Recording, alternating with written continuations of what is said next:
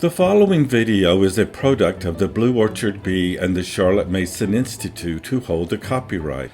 You are encouraged to share this file with your friends, family, and colleagues. Do not republish this information in any format, including electronic or digital, without permission from the Charlotte Mason Institute. Ideas suggested in these files do not necessarily reflect the views of the Blue Orchard Bee or the Charlotte Mason Institute. Information provided here is not to be perceived or construed as professional advice in matters of mental health. You are encouraged to work closely with a mental health professional provider that meets your needs.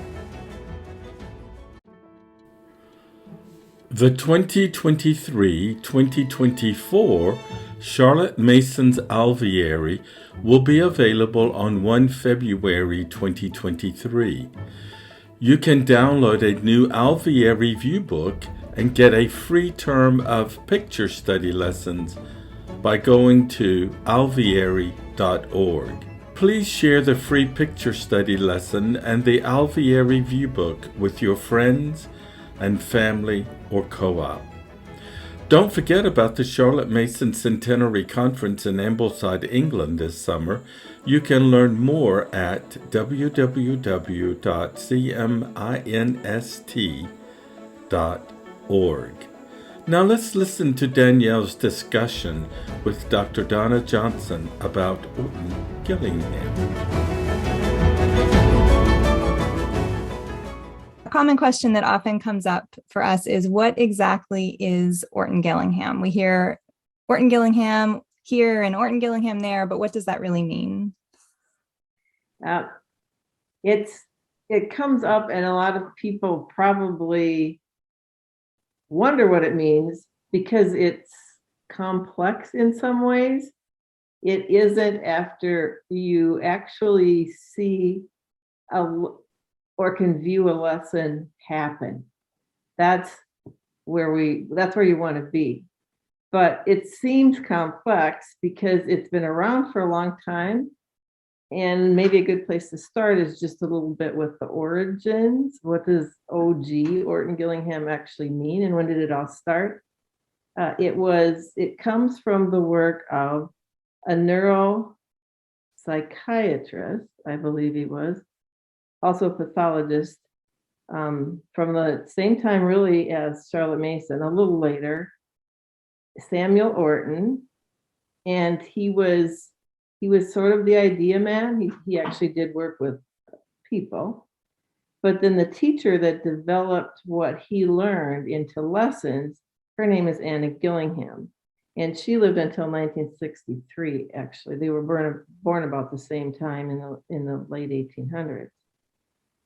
So it's an approach that's been around for a long time.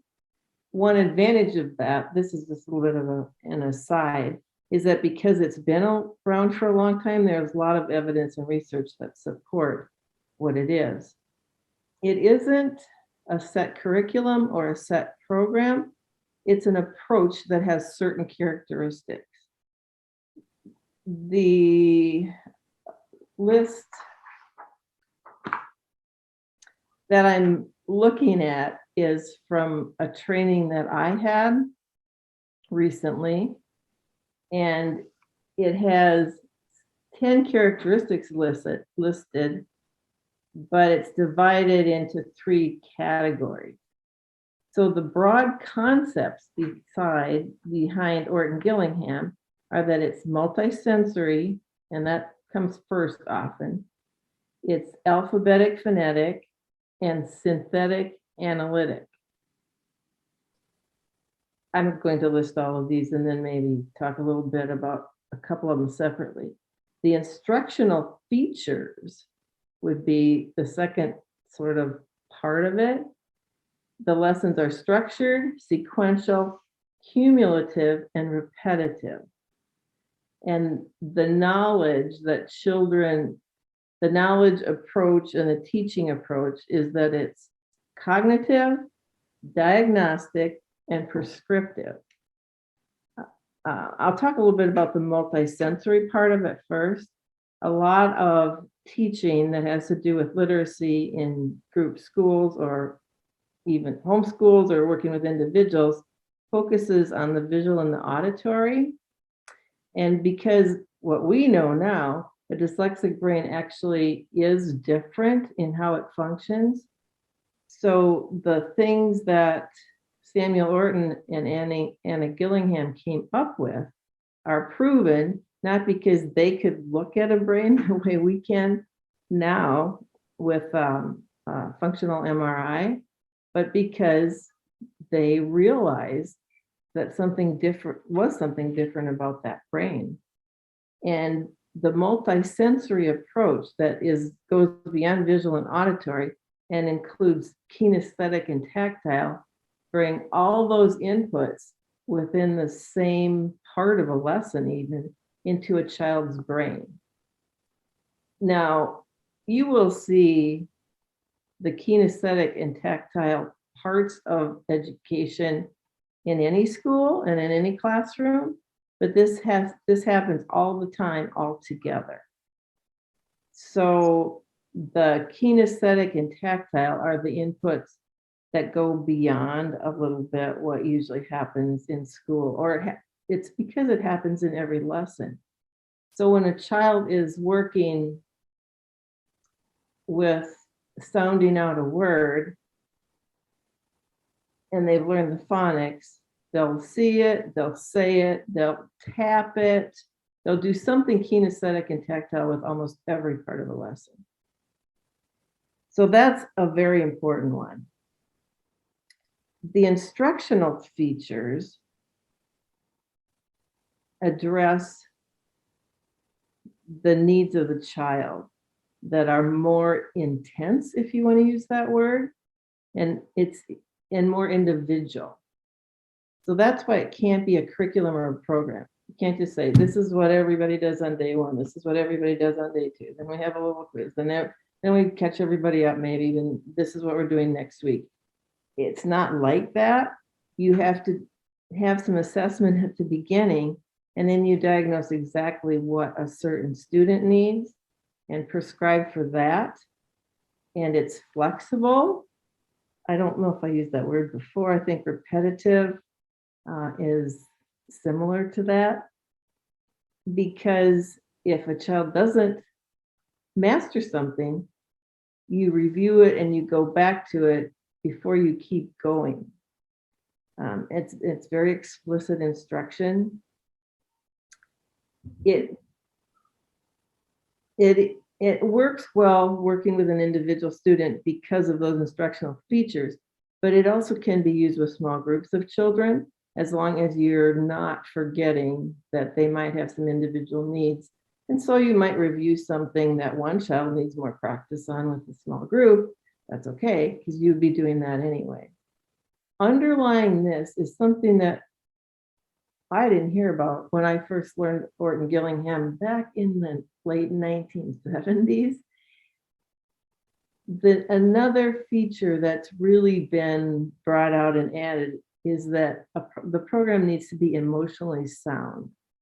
And that's true of any teaching, but because children with dyslexia start to not feel good about themselves and realize they're not keeping up with their same age peers, and they don't know what's wrong with them, they think something is, they think they're never going to get it, everybody else is, that's emphasized more. And it may be that even because of COVID and things that have happened, we're more tuned into emotional needs of all children, but a child that's struggling with something really needs that support. And so that's a big focus now that I don't know if Orton-Gillingham thought much about, but I think by supporting the educational needs of a struggling learner, you are doing that. But just something that we need to think about. So a typical lesson, I think the best thing a parent or a teacher could do that wanted to learn about Orton-Gillingham would be, I guess don't have a good link for this online, maybe I could find one, would be to watch a lesson, because you can find some online in YouTube or Vimeo or someplace, and just see what a teacher is doing. Because there's certain parts you do in every lesson. There's always phonics, there's always phonological awareness, there's always morphology, dealing with the meaningful units of a word. You're always using decodable and controlled text at the beginning. That's a big difference in how reading is taught throughout our country. Now, something called pre-cueing is used in a lot of places. It has different names, but it really is a carryover of whole language. And so children are taught, if you can't tell what a word is, look at the picture, sound out the first letter and see if you can figure it out, use the context. That doesn't work very well for a child that has dyslexia. So you really have to have decodable, controlled text at first, but then your goal, of course, is to go beyond that. But you can't make that, you can't make that happen too fast, or try to make that happen too fast. So really another part of every lesson is sight word instruction. A lot of sight words that kids need at the beginning of reading, and this is true no matter how you're teaching them, aren't phonetic in English according to how the order of the phonics that we teach. 26 letters, but we have 45 different ways of 45 presentations of sound that you need. The letters are always the same, but there's 45 different ways of spelling those sounds, I guess would be the way to say it. So sight vocabulary is also part of every lesson, but the more phonics a child learns, and they do go more in depth with it and spend more time with it, if they're using Orton-Gillingham, the less crazy English seems. And so a lot of words that are not decodable at first will be later after you know more about the phonics. The young lady one of the young ladies that I just had a lesson with today that I tutored, we're now doing multiple spellings. So she can tell you 8 ways to spell the long E sound, E, in order of the most common one to the least. Wow. Not very many people could do that. I don't think I could. I had to be certified, and now I'm working with her. She's actually better at it. It's amazing, the brain of a lot of people with dyslexia. Once it's in their memory, they've got it. And she can do that, and we're working on that this summer with a lot of the different sounds. What are all the ways to spell this? And that's not commonly taught to anybody, but it's part of Orton-Gillingham. And so that comes in with spelling. When you're spelling and you get to a long E sound, then you start to analyze and evaluate how does this fit in, or what's the rest of this word? Why would I use this here and not, why would I spell long E with a double E instead of an EY? And you know that because of how you learn those things individually. So it's very analytic and repetitive, and goes way beyond what most people ever know about phonics. And I think that's a huge advantage. Actually, I hate it when anyone says, well, that's just an exception. English is just crazy. I don't know. We don't know why. You just have to memorize it. Because most of what people say about English being crazy and not making sense is not correct. One example I use with like my college students that are going to be teachers, and these are common words. Why is there an E at the end of have and give? It's not making the A long or the I long, because they know that silent E makes a vowel long. And the reason is there's just no words in English that end in V. There just aren't. And the E has 4 or 5 different functions That's another thing, an E at the end that people don't know. And one of them is because no English words end in V. So you put the E on there. That's all it's doing. So it's fun to learn all that and to realize that English doesn't make a lot of sense. So that's a huge feature of Orton-Gillingham, that you learn phonics way more in depth than most people, because you need to. It needs to make sense to you. It isn't going to just click in that that's how that word is pronounced or spelled. You have to understand why. It's clear to me why a tutor or a therapist would be so helpful in implementing this and being able to assess the child constantly and know what they need based on all of the experience and training that they have. What do you suggest to parents who just can't afford one? A couple things on that. There are 2 organizations, did I write those down, that certify tutors and teachers. One is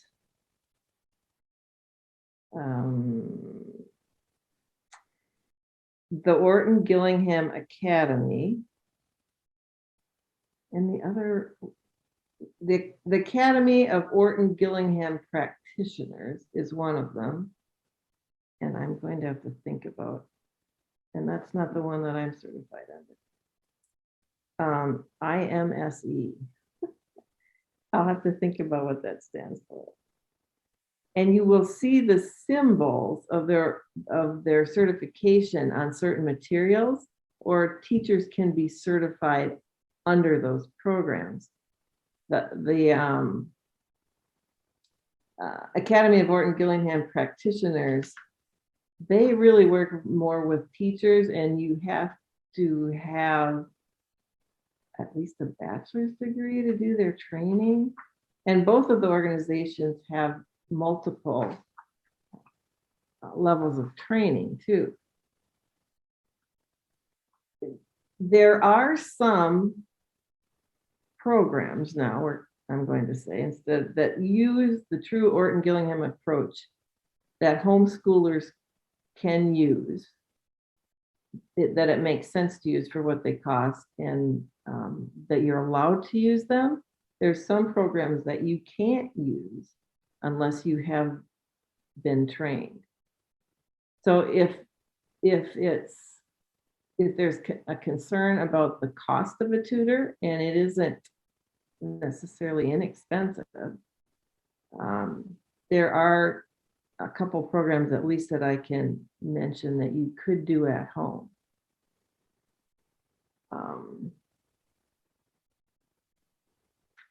I've been to 2 Charlotte Mason conferences recently, and I've talked to some parents that do just go outside and get a tutor.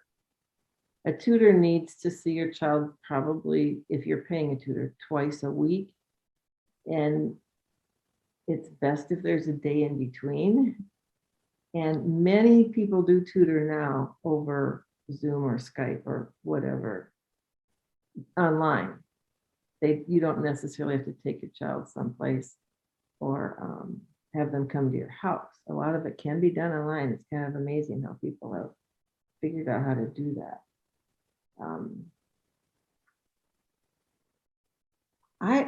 You know, people that homeschool their parents or their children, they're willing to do a lot of research and figure out how to do it, what to do. And so I think that you could do what you need to at home if you did your homework. And one thing that's really missing, and this is part of the recorded presentation that you're going to post, is phonemic awareness at the audio, the hearing only level. That's one thing that's missing with a lot of dyslexic kids. And that is not a hard thing to teach, and you don't need to buy a lot of materials to do that. So sometimes if you just kind of go through the process and find the glitch, things just kind of click. the young woman I'm working with right now, she couldn't read when she started third grade, and now she's going into seventh grade. And she's doing much better. Writing is still hard and spelling, but reading's there. And if you've got that and got that confidence, it's easier to move on to the other things that are related to printed text. So if you have the means, finding a certified tutor will probably save you a lot of time. If you need to find something that doesn't cost as much, some programs cost less that you can use. There's some programs you can't use unless you're specifically trained to use them. But I think you could do it at home if you did the right research and found out exactly what you needed to do. And watching some online lessons would show you the process. So what, do you have a couple programs in mind? Well, this is from the one that pops up the most that parents could use at home. And I can send you some of these links that I looked at. Is Barton Reading and Spelling. I'm not recommend, I have no reason to recommend or not recommend something, but I know that that one is used a lot in schools, and you can use that one at home. And the little chart I have here from wherever I downloaded this says that it costs $250 to $300 for 10 levels. But you can teach that yourself. You get the instructor manual. That one, I think that one now has an online component, and there's a little set of tiles for the tactile part where children work with the letters and move them around. The other one that I am most familiar with is called Reading Horizons. I'm not going to mention all the cost involved here because people can look this up. Two that were at this site that I do not know anything about, and it was a homeschool mom site, so it must, then I'm assuming that you're allowed to use these in your homeschool. One's called All About Reading, one's called The Logic of English Foundations, and those I'm not familiar with. One that's really good that you can't use unless you're specially trained is Wilson. What's the rest of that name? Dr. Wilson came up with it. And that one you have to be certified. You know, the other thing, but to become a certified teacher of one of these Orton-Gillingham methods for a homeschool mom would cost as much as and take as much time, I think, as hiring a tutor. As far as a teacher in a group school, if you have this sort of training and you use it to teach all beginning readers using this, that's your reading. And you don't, if you teach this to every kid starting out, every kid is going to learn to read. So it will be wonderful, would be, if more teacher training schools use this. Now there are places in Minnesota that their Department of Education is training teachers. It started as a pilot program, and I think it's starting to go beyond that, where public school teachers are learning basically to be teachers of children with dyslexia and struggling readers. Because if they learn that, and it's the whole school program, they've kind of got it made. So that's happening a few places in a few public schools, but not a lot. The other thing, you know, if a homeschool mom got this training, they could also tutor other children. And that happens sometimes, especially with Barton. I worked in our local school district I was there for a while as part of my higher ed job, just to get back into a K-12 school. And the special ed teacher there was using Barton, and she had first purchased it for her own daughter. She was a teacher, but not a special ed teacher. She purchased it to use with her own daughter and got her SPED certification, and now uses that same program as a public school SPED teacher. So there might be more than one advantage to learning teach that way. But it does take more time. The other thing, if you are a homeschool mom, you don't have to start, a child does not have to learn to read when they're 5 or 6. Sometimes just waiting a little longer, it comes much easier.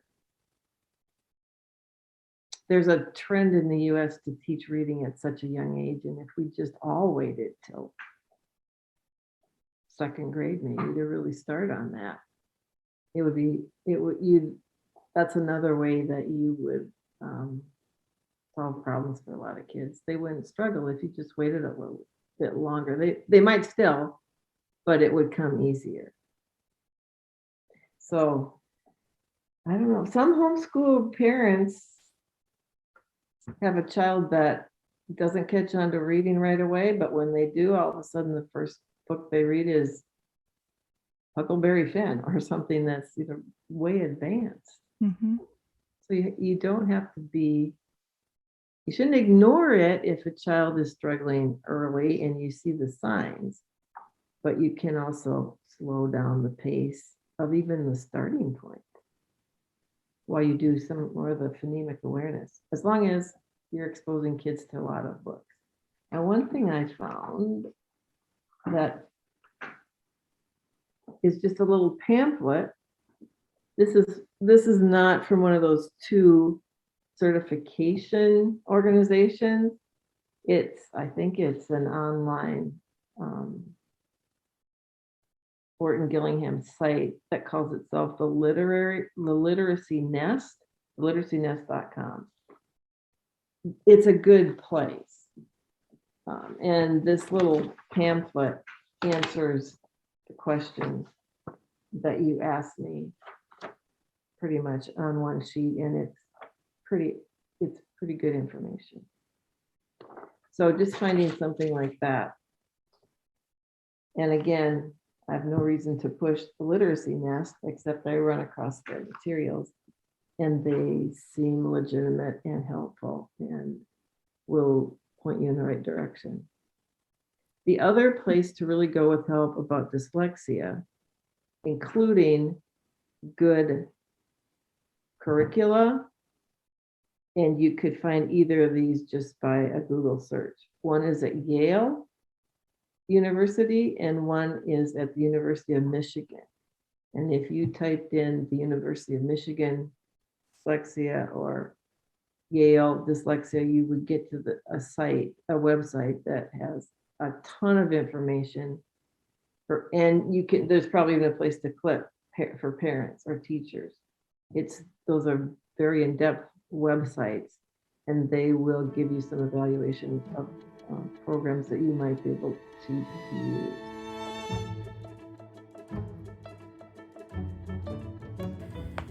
Thank you for joining us today. Just a reminder about the Alvier Review book and the free picture study lessons that you can get at alvieri.org. Also, we hope to see you in Ambleside, England in July for the Centenary Charlotte Mason Conference. We'll see you next time.